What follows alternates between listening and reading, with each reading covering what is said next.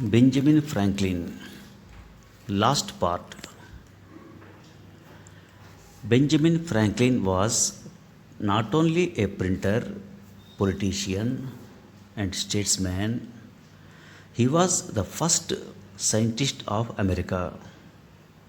In the midst of perplexing cares, it was his delight to study the laws of nature and try to understand some of the mysteries of creation. In his time, no very great discoveries had yet been made. The steam engine was unknown.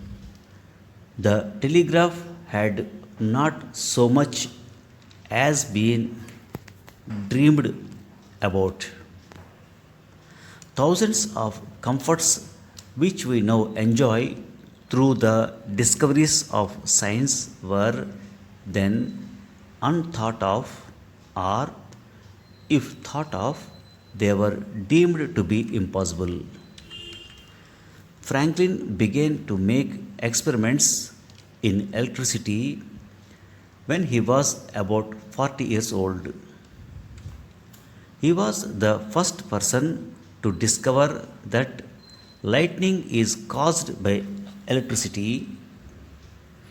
He had long thought that this was true, but he had no means of proving it. He thought that if he could stand on some high tower during a thunderstorm, he might be able to draw some of the electricity from the clouds through a pointed iron rod. But there was no higher tower in Philadelphia. There was not even a tall church spire. At last, he thought of making a kite and sending it up to the clouds. A paper kite, however, would be ruined by the rain and would not fly to any great height. So, instead of paper, he used a light silk handkerchief which he fastened to two slender but strong cross pieces. At the top of the kite, he placed a pointed rod. The string was of hemp, except a short piece at the lower end, which was of silk. At the end of the hemp string, an iron key was tied. I think that is a queer kind of kite, said Franklin's little boy. What are you doing with it? Wait until the next thunderstorm and you will see, said Franklin. You may go with me and we will send it up to the clouds. He told no one else about it, for if the experiment should fail, he did not care to have everybody laugh at him. At last, one day, a thunderstorm came up, and Franklin, with his son, went out into the field to fly his kite. There was a steady breeze, and it was easy to send the kite far up towards the clouds. Then, holding the silken end of the string, Franklin stood under a little shed in the field and watched to see what would happen. The lightnings flashed, the thunder rolled, but there was no sign of electricity in the kite. At last, when he was about to give up the experiment, Franklin saw the loose fibers of his hempen string begin to move. He put his knuckles close to the key, and sparks of fire came flying to his hand. He was wild with delight. The sparks of fire were electricity. He had drawn them from the clouds. The experiment, if Franklin had known it, was a very dangerous one. It was fortunate for him and for the world that he suffered no harm. More than one person who has since tried to draw electricity from the clouds has been killed by the lightning that has flashed down the hempen kite string. When Franklin's discovery was made known, it caused great excitement among the learned men of Europe. They could not believe even it was true until some of them had proved it by similar experiments. They could hardly believe that a man in the faraway city of Philadelphia could make a discovery which they had never thought of as possible. Indeed, how could an American do anything that was worth doing? Franklin soon became famous in foreign countries as a philosopher and a man of science. The universities of Oxford and Edinburgh honored him by conferring upon him their highest degrees. He was now Dr. Benjamin Franklin. But in America, people still thought of him only as a man of affairs, as a great printer, and as the editor of Poor Richard's Almanac.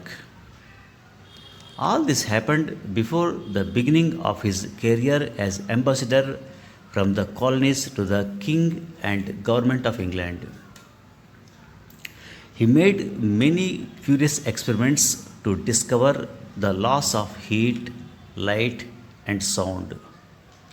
By laying strips of colored cloth on snow, he learned which colors are the best conductors of heat. He invented the harmonica, an ingenious musical instrument in which the sounds were produced by musical glasses. During his long stay abroad, he did not neglect his scientific studies. He visited many of the greatest scholars of the time and everywhere was received with much honor. The great scientific societies of Europe, the Royal Academies in Paris and in Madrid, had already elected him as one of their members. The King of France wrote him a letter thanking him for his useful discoveries in electricity and for his invention of the lightning rod. All this would have made some men very proud, but it was not so with Dr. Franklin. He was very humble till his last days. In 1776, delegates from all the colonies met in Philadelphia. They formed what is called the Second Continental Congress of America. It was now more than a year since the war had begun, and the colonists had made up their minds not to submit to the King of England and his council. Many of them were strongly in favor of setting up a new government of their own. A committee was appointed to draft Declaration of Independence, and Benjamin Franklin was one of that committee. On the 4th of July, Congress declared the colonies to be free and independent states. Among the signers of the Declaration of Independence was Benjamin Franklin of Pennsylvania. Soon after this, Dr. Franklin was sent to Paris as minister from the United States. Early in the following year, 1777, he induced the King of France to acknowledge the independence of his country. He thus secured aid for the Americans at a time when they were in the greatest need of it. Had it not been for his services at this time, the War of the Revolution might have ended very differently indeed. It was not until 1785 that he was again able to return to his home. He was then nearly 80 years old.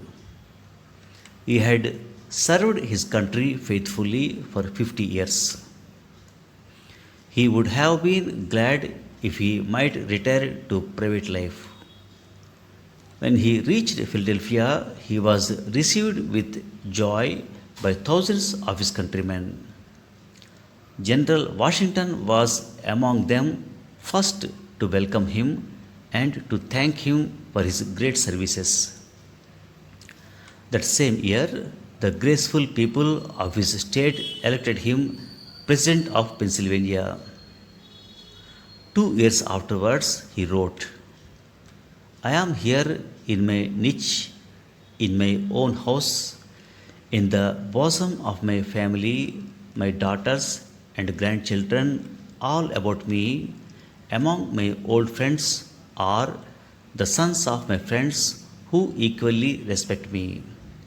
In short, I enjoy here every opportunity of doing good and everything else I could wish for except repose, and that I may soon expect either by the cessation of my office, which cannot last more than 3 years, or by ceasing to live.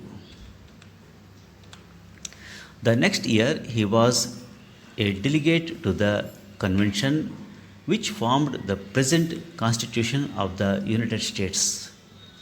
In a letter written to his friend George Washington not long afterwards, he said, for my personal ease, I should have died 2 years ago, but though those years have been spent in pain, I am glad to have lived them, since I can look upon our present situation.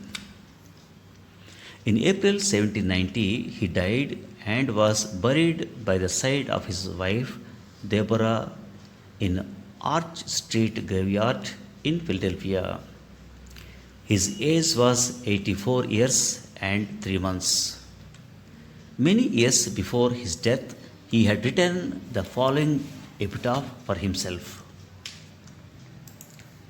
The body of Benjamin Franklin, printer, like the cover of an old book, its contents torn out and stripped of its lettering and gilding, lies here food for worms.